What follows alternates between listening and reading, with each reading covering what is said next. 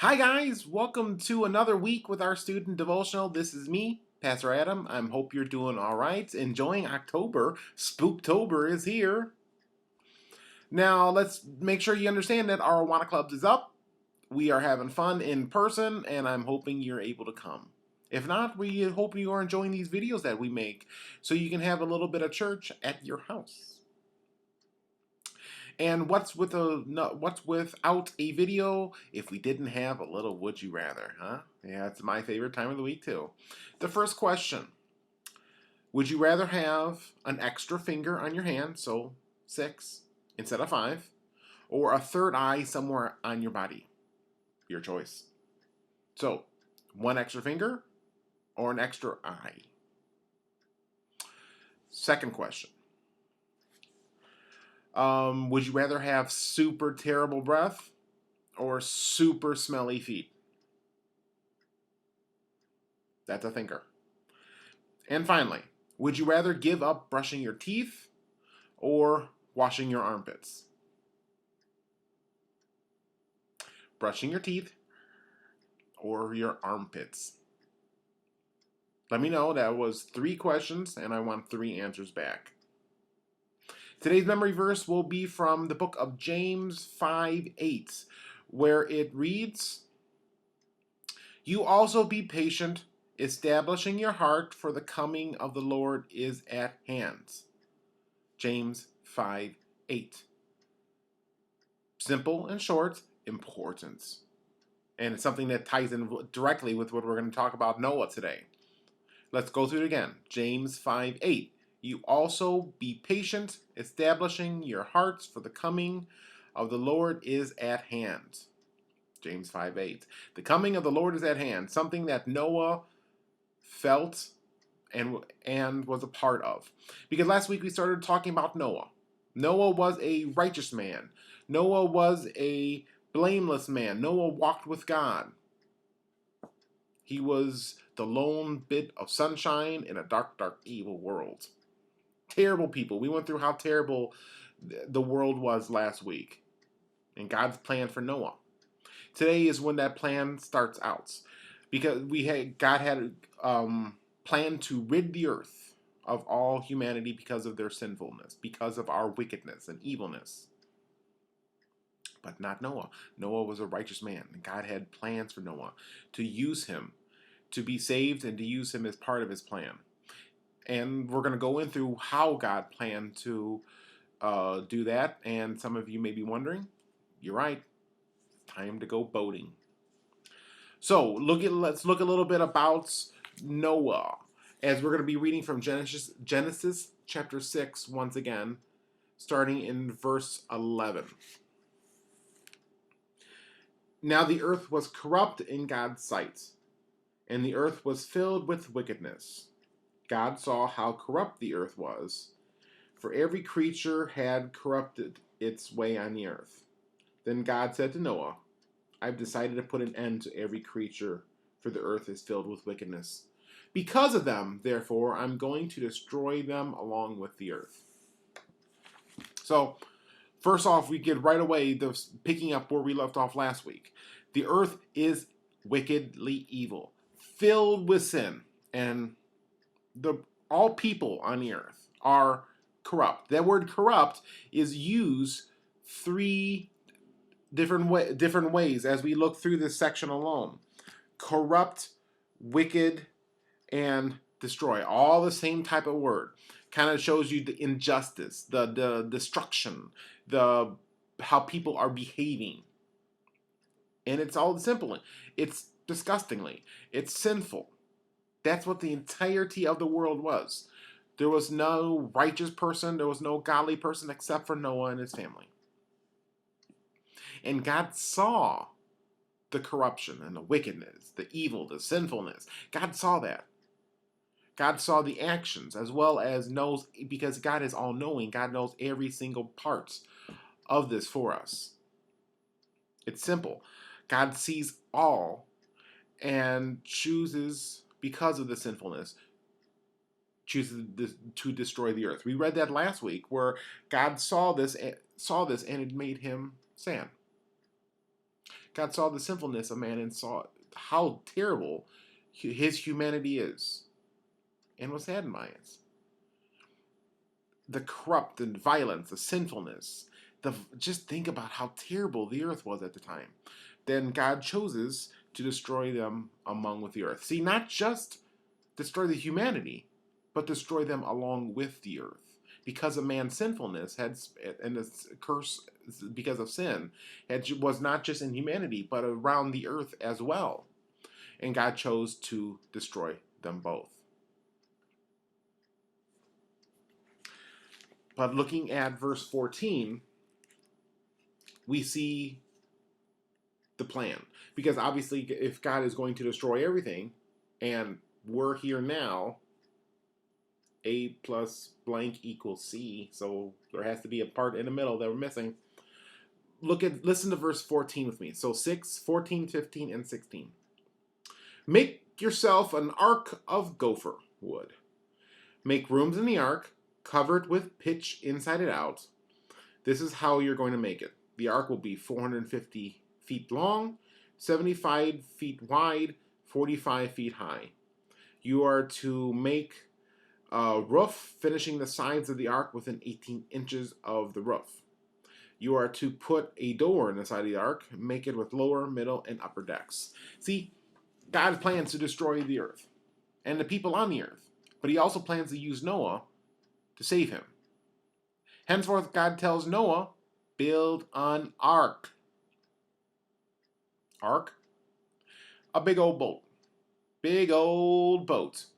That's what God tells him to do. And a lot of us, when we think of the ark, we think of these happy little children drawings with a little U-boat with a little animal sticking their heads out and everybody happy. I think we need to think less of this as a boat and more of this as a seaworthy vessel. Because as some of you can see, and I would encourage you to practice, some things can float in water. For instance, if you would put a shoebox, it would float until the cardboard gets soaked in floods and sinks. But it proves the point that big boxes, square-looking things, are buoyant. They float. It doesn't have to look pretty. It doesn't have to be fast. It doesn't need an engine. It just has to float. And that's what God told Noah to build. Make an ark, which an ark is a big boat, out of gopher wood. Now, I don't know what a gopher tree is. I'm pretty sure that's just another term for like a pine or cypress tree, some big evergreen that would be used a lot of. And they're going to need a lot of wood. Because Noah can't just be like, all right, going to Menards. No. Noah and whoever helped him build this, if there was anybody, found the tree, cut the tree down, stripped it, made it into planks, used the plank to be in however necessity for the boat, then covered it in pitch. This was not a quick month-long project. No, this took years. I'm certain this took years. This was a huge boat, 450 feet wide, 40 long, 75 feet wide, 45 feet tall. This is a huge rectangle. But God tells Noah, cover it in pitch, inside and out. Why? So the water won't leak, so that it would float, so that water would not come in. And all right, we get the first Titanic one, it sinks because of bad craftsmanship. No. Just like in the story of Moses, where the basket that Moses is put in is covered with pitch, so that it would float as long as possible, so water wouldn't get in, and everybody inside would stay dry. That's the exact same principle. Build this rectangle. And he gave him the dimensions. Make sure it has 3 different floors. Make sure it has a roof. Make sure it has a door. These are all basic instructions for how to build this vessel. You need a roof. So water, when it's raining, water won't come in and sink you down. You need a door because you're going to need to enter it. You're going to need floors, 3 different floors. Why? You're going to have a lot of different animals. Yeah, you're going to have a lot of different animals. And you know what? Noah builds it. God tells him to build it. God tells him about this upcoming flood. And Noah does. This is not this. I'm pretty sure the boat that Noah does build, this ark, is not going to win any boating magazines. It's not going to win pictures of beauty. It doesn't have to. In fact, it doesn't even have to be able to go from port to port. No. Wherever the current takes it, slowly it'll go. And that's all it really needs. To be able not to sink, to be able to keep them dry. That's it. Because it's going to rain, and it's going to rain a lot. Look at verse 17 and 18 with me. Understand that I am bringing a flood waters on the earth to destroy every creature under heaven with the breath of life in it. Everything on the earth will perish, but I will establish my covenant with you, and you will enter the ark with your sons, your wives, your son's wife. All right. You're going to build a boat, Noah. You know why? You're going to need a boat, because I'm going to make a flood. Not just like, oh, the river's overflowing. Oh, no, our poor town. Nope. Flood on the entirety of the earth.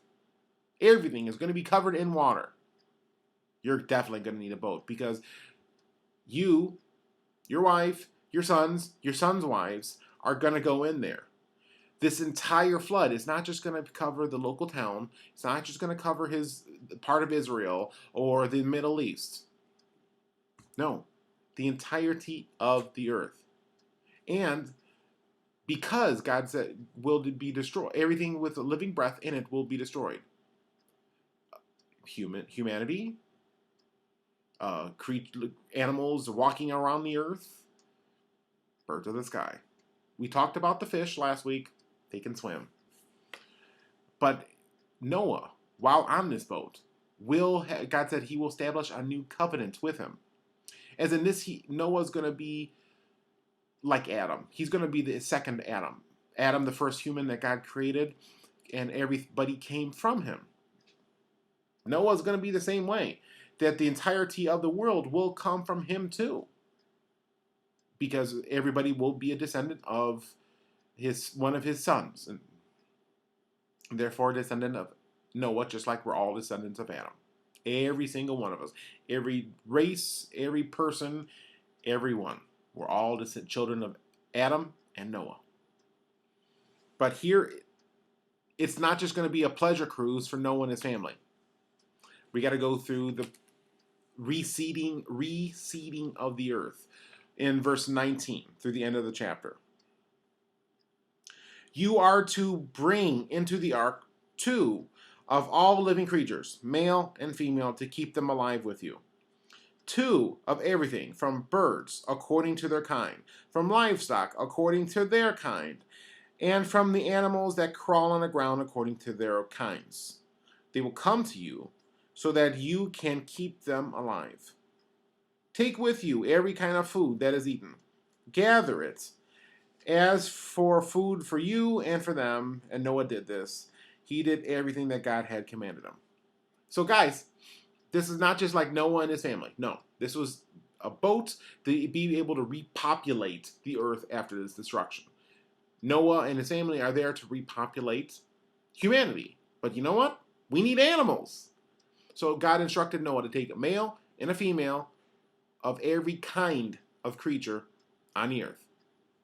Stick it in. Every kind of animals. That word has been emphasized a lot. This is not every type of bird. This is not every type of ground animal or a creepy crawly. No, this is every kind. So, for instance, let's use an example. God did not tell Noah to take every type of cat. No, there were no tabby. He didn't say, all right, let's get male and female tabby. Let's get a male and female munchkin. Let's get a male and female British shorthair. Let's get a male and female domestic shorthair. Let's get a male and female Russian blue, long hair, hairless. The list goes on. Then we go into the desert cats, the big cats, the jungle cats. We would have a whole boat just of types of cats. No. It says get male and female of each kind so that they can repopulate the earth and adapt to the different climates and needs that they came from. Were there different, so these different types of cats that I mentioned, the short hair, long hair, the British, Russian, hairless, they're all one kind. So God took a male and female cat and they went onto the boat. Those were of each kind of animal. So we're talking, think of all your favorites, just think of all the different types of bugs there are. Male and female of each. Birds, male and female of each. There must have been so very many animals on this boat. And trust me, guys, as we'll find out next few weeks, they're going to be on this boat for quite a while. And this is not just Noah and his family and the animals, because like the rest, like you, like me and the rest of you, they get hungry. They needed food for each type of animal, for every type of diet. So everything that could last. The different types of grains, the different types of meats for the carnivores, the different types of food for the humans. You know how many tins of tuna fish they had, or whatever cat food that, since we're talking about cats. There is, for each of these, there is a lot of animals. They're going to need a lot of food and be prepared for a lot of time on this boat. You can't just be like, all right, we went to Walmart. We got 2 cans of beans. That shouldn't be good. No. They brought food, stuff that could probably sit for a while for meet each of their needs, for the family members and the animals, and prepared to go and survive. Because as verse 22 tells us, Noah did this. He did everything God commanded. God told him, build a boat. Noah built a boat. Bring different kinds of animals. Brings different kinds of animals. Prepare yourself for the world to be destroyed. Noah does. How long did it take for Noah to build the ark? We don't know. We don't know. The Bible doesn't tell us. Chapter 6 ends here, and there is no instruction. We can assume it took quite a while. Technology has advanced construction, but construction in any time period still takes quite a while. But we do know that the flood did not start until the boat was completed. Until every animal, every person, everything that needed to be on there was on there. It was a tremendously difficult task for Noah and his family. This is a huge, huge job. But it took a lot of faith in God and a lot of perseverance. Because, as we will see for ourselves, it takes real faith not to give up when things are difficult. We may see our school, our job, our friends, and things are too difficult for us to want to do anything. It's easier to give up when things are too hard, things are too long. But it takes real faith in God not to. Noah could have been just like, tired of building a boat. I'll finish it later. We need to persevere. We need to keep going, knowing that God is going to be with us and God is going to help us and God will give us what He has promised. Let's pray. Father, I thank you for today. Thank you for this time that we can look at Noah and his life. I continue to help us to have the faith and perseverance that Noah does. No matter how terrible things may look in the world, you are still in control. And we thank you for that. In your name we pray. Amen.